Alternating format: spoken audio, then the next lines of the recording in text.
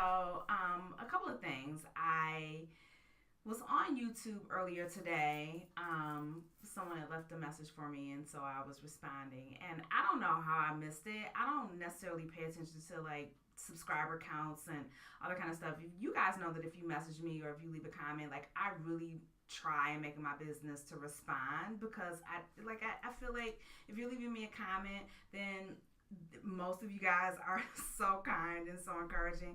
And I want to make sure that I respond to that. So I was going on and I noticed that I hit 700 subscribers, and I know that in the grand scheme of things, like there are people who have millions, hundreds of thousands of subscribers. But I'm so grateful to each and every last one of you guys who have decided that you wanted to subscribe to this channel, particularly since I was on hiatus for what, like a month or so, and people were still subscribing even then. So I want to let you know that I don't take that for granted, and I'm so just extremely grateful for y'all who decided that you wanted to hit the subscribe button and the notification button and all that kind of stuff to be like notified that I upload content.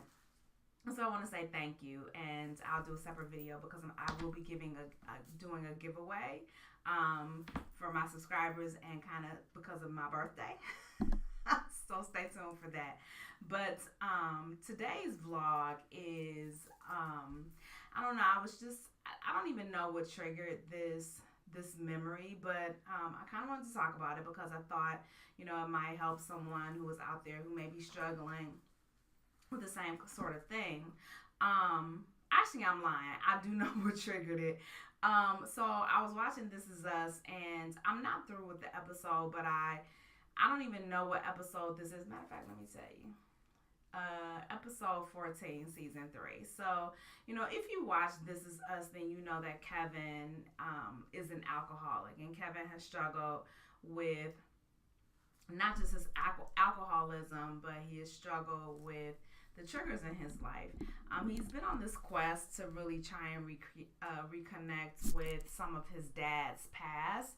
That involved finding an uncle that they had always been told died in the war.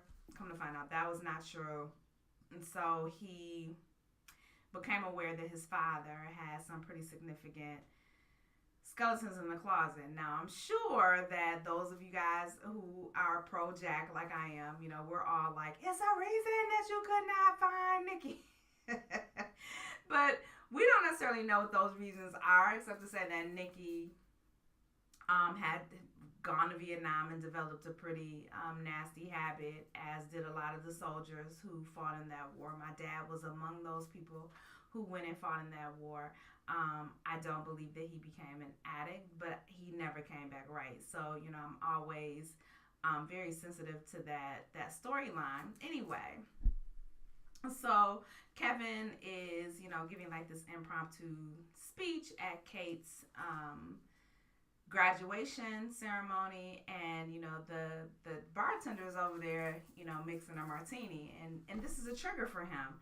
And at this point, because I have it paused, he's kind of disappeared and he's gone MIA, which is what addicts do. Now, that got my wheels to turning. Now, I've not suffered from addiction in the way that Kevin is being presented in this particular show, and in the way that I have known addicts to function and to operate. I worked outpatient chemical dependency, inpatient psychiatric at a local community hospital for about 3 or 4 years, way back in the day. And ran the didactic sessions, which is basically just a fancy term for this is a group session, and you come and you pretty much have open dialogue, talk about your addiction, talk about your triggers, talk about your coping mechanisms, things of that nature. Anyway, so while I was breaking my arm, patting myself on the doggone back about how I don't suffer from these addictions and I don't have these issues, even though I told y'all that I had gone through a really dark stage and I was drinking far too much, I don't consider myself an alcoholic, even though I am fond of the Tito's. But I'm not an alcoholic. I mean, it's not at addiction level status. And no, I'm not in denial. But what I will say is that addiction takes many, many, many forms, and we justify addiction a lot, particularly in this country, because we don't view addiction through the right lens, which is an inability to control any behavior or any thought process. And not just that, that it becomes a source of comfort, and it becomes a source of a way of being for you. So as you can see in the back here, and I'll kind of tilt down a little bit, which will cut my head off. But, and shout out to Power in Black. Let me put this down. For my let me tell you how much I love this t-shirt. But shout out to them. I'll leave the link below for them. And if you like my tresses, I'll leave the link for that as well. Anyway, so as you can see, and I'll kind of move over a little bit, this is my Beanie Baby collection. And this is not even the tip of the iceberg when it comes to how many Beanie Babies that I've had over the years.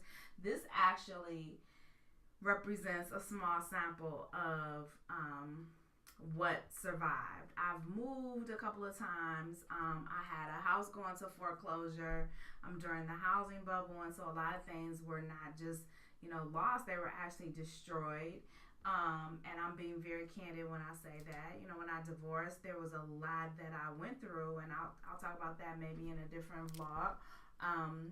Not as a source of pity, but as a source of encouragement for any woman or man who may be going through adverse situations. But these are the things that I was able to collect and to keep hold of. Now, I will say that I started this this was kind of like in my head, oh, I'm going to be a collector. I remember the very first time that I even became acquainted with Beanie Babies, and that was, I was at the McDonald's drive-thru.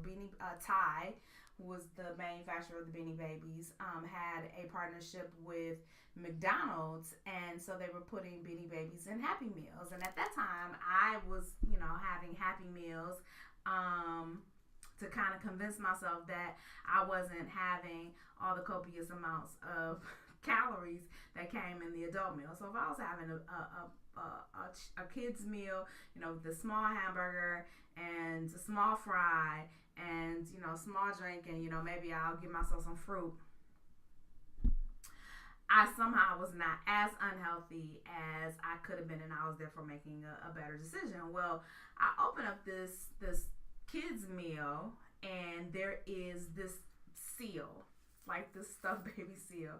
Now, you have to know that the toys that they put into the McDonald's Happy Meal were not of the same craftsmanship and the same detail as the Beanie Babies that you would buy in the store. But, it was very, very close for this mass production and to give to these little children who probably was going to just put them in their mouths anyway. So I pick up this seal. And when I tell you that the little face on this thing was just so cute, and I fell in love with it, and I became fixated with it. And so because Beanie Babies back that time were relatively cheap, they were like $5 to $7. I want to say that this was like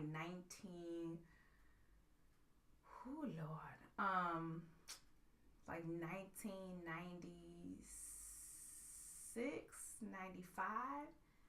Something along those lines. I'll have to look that up. But I mean, it was a very, very long time ago. Anyway, so I, started to really notice all these Beanie Babies. They were always so cute and cuddly, and, they always had like these great themes. Like this one, I want to say it's called Glory. I'm going to look.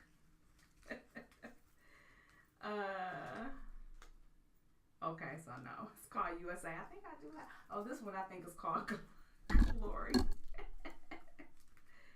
Okay, so let me see. Okay, I can't open. I'm sorry. Yep. So this one is called Glory, and I'll show you in case you're unfamiliar with Beanie Babies. So they always had like a little name to it, and they had a date. Okay, so this one was July the 4th, 1997, and so Glory was the patriotic bear. Can't talk. Patriotic bear, and so this was kind of like commemorating, and I got a little stain on her. I got to clean her. But the little patriotic bear that was for Independence Day, and then the USA bear, I believe, was for the Olympics, and this was a special edition, and this was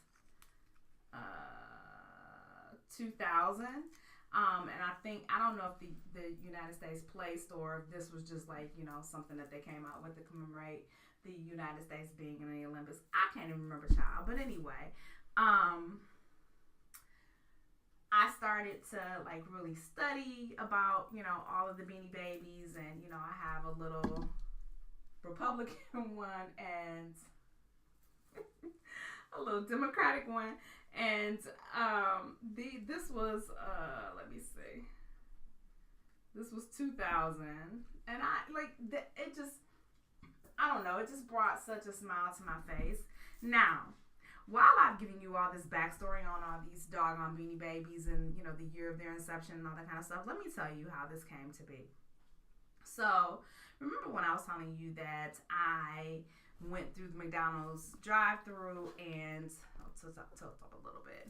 Went through the McDonald's drive-thru and saw this little seal, and he was so cute, and his little face, blah, blah, blah, and then I decided that I was going to be a collector.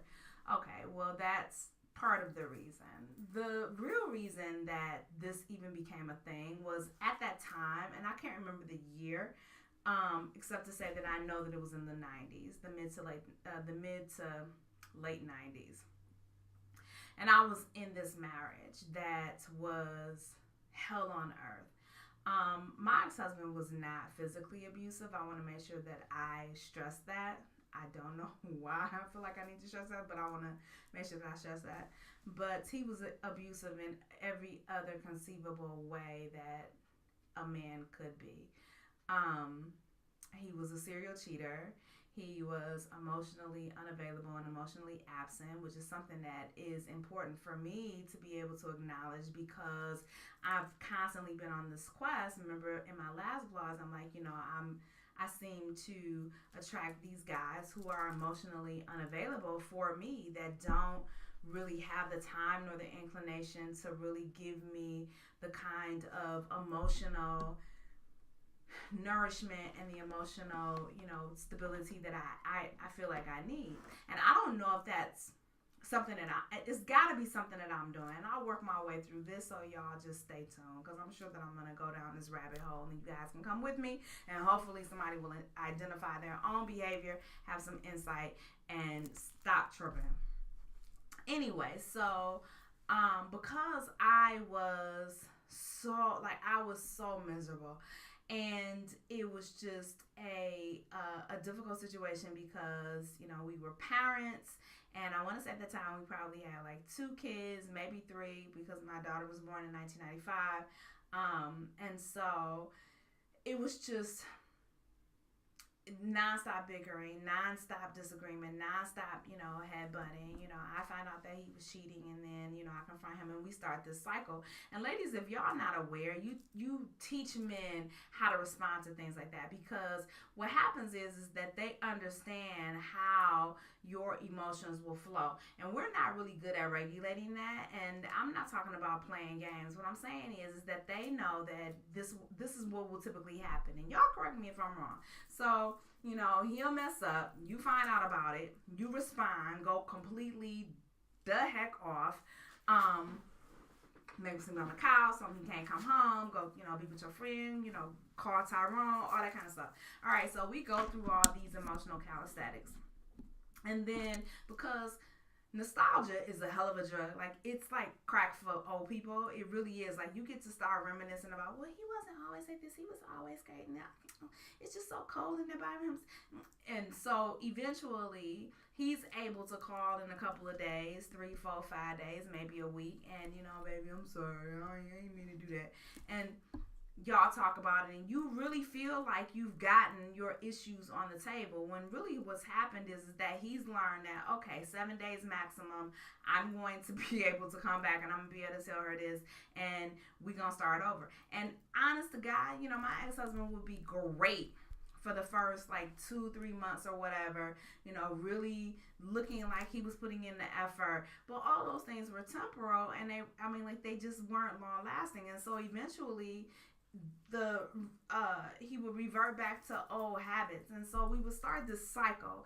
And because it was just like this round and round and round and round, it was so completely dysfunctional. So what I started to do was, in those moments where I was feeling unloved and I was feeling unworthy and I was feeling that, this was just like the best that it was going to ever get, in the moments where I was feeling like I was nobody and that I didn't really matter. I didn't have a whole lot of money. Like, if I had the money, I would have had a Louis Vuitton and Louboutin. Like, that's my taste. And I'm just being honest, yo. Like, I learned that retail therapy from my mother, and that's not to disparage her, but just being able to go out and buy things, even though that sounds really superficial. Like, that's a thing. Like, that's a whole thing. I don't care what anybody says. Retail therapy is a thing. And just being able to refocus and redirect all of your energy into something that at least temporarily makes you happy, actually releases endorphins and all that kind of stuff, and it produces happiness, even though it's temporal. So because I didn't have a whole lot of money, I didn't have like copious amounts of money. Pardon me, I can't stuttering. I didn't have copious amounts of money, but I did have $5. I did have $7 on occasion, and so I decided, I'm gonna start this Beanie Baby collection. That's what I told myself. But really, what it was, I could go out, I could have this immediate gratification. I buy this Beanie Baby. It's so cute. Look at it. It's a stuffed animal. I wasn't getting the time and the energy from my then husband. I wasn't getting the affection. I wasn't getting the time. I wasn't getting any of the accoutrements. I am such a diehard romantic, and I really felt like I was dying. Like, seriously, I'm not a cheater. I'm not somebody who will go out and, you're not giving me this and I'm about to do that. No, like, I felt like this was my lot in life, and so I redirected that into these Beanie Babies and this fake ass collection that I made up.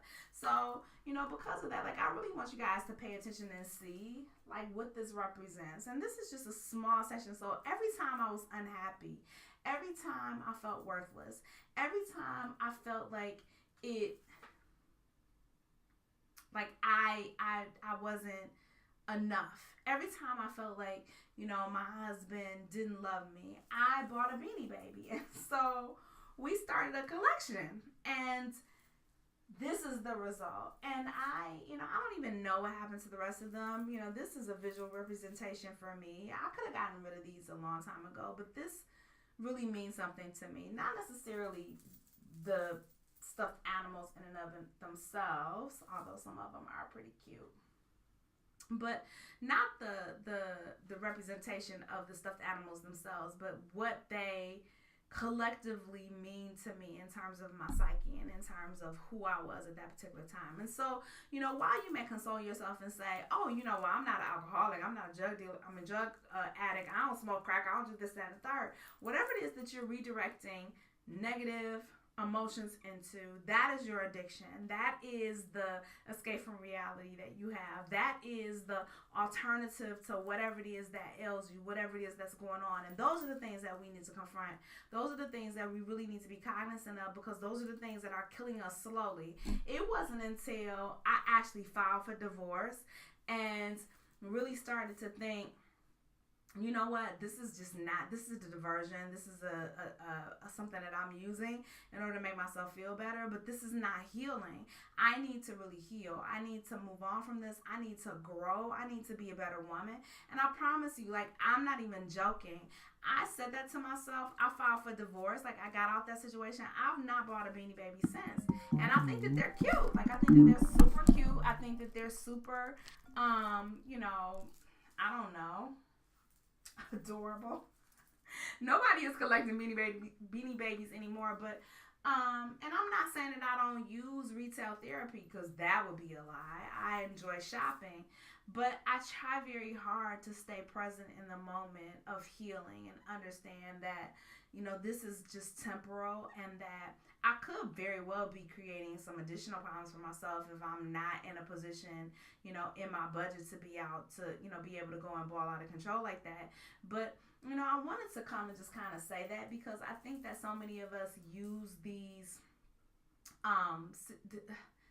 use these methodologies and use these kinds of escapes without really dealing with root causes. And so whether it's shopping, whether it's sex, whether it's alcohol, whether it's, that whatever it is that you do that has become a vice that is preventing you from really dealing with whatever it is that ails you, whatever it is down on the inside of you that is causing you to feel disconnected, disjointed, and just overall not connected. Like, you have to really deal with that. You gotta drill down to the root of that. There's nothing wrong with therapy. There's nothing wrong with acknowledging that you don't have it all together. There's nothing wrong with telling your girlfriends, listen, sis, like, I know you love me, but this is like not even on your level. Like, I gotta be able to deal with this in a different kind of way.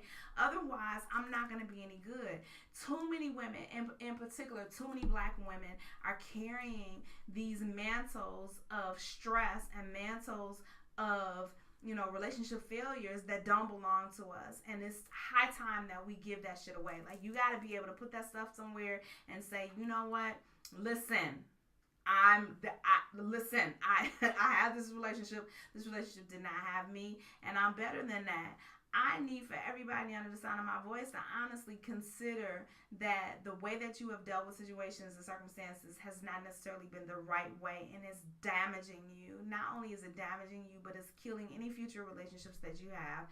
It's killing any ability for you to go on and have the happiness that you seek. But overall, and most of all, it's preventing you from actually growing and being the woman that you were always intended to be, because you're so stuck and attached to this past way of thinking. So, sometimes you got to break out the Beanie Babies and say, you know what? This is a placebo. This is hurt. This is anger. This is upset that I'm feeling right now. And this is not necessarily the best way to deal with this. I need to figure out a different way. I don't know, just my 2 cents. But I hope that you guys will at least think about what it is that I've said. If you have any commentary, if you have any thoughts, I would love to hear them. Please leave your commentary below. Don't forget to subscribe, share this video, and hit the notification bell so that you can be apprised as to when I upload new videos. Thank y'all so much, and I will talk to y'all later. This microphone, child. Bye!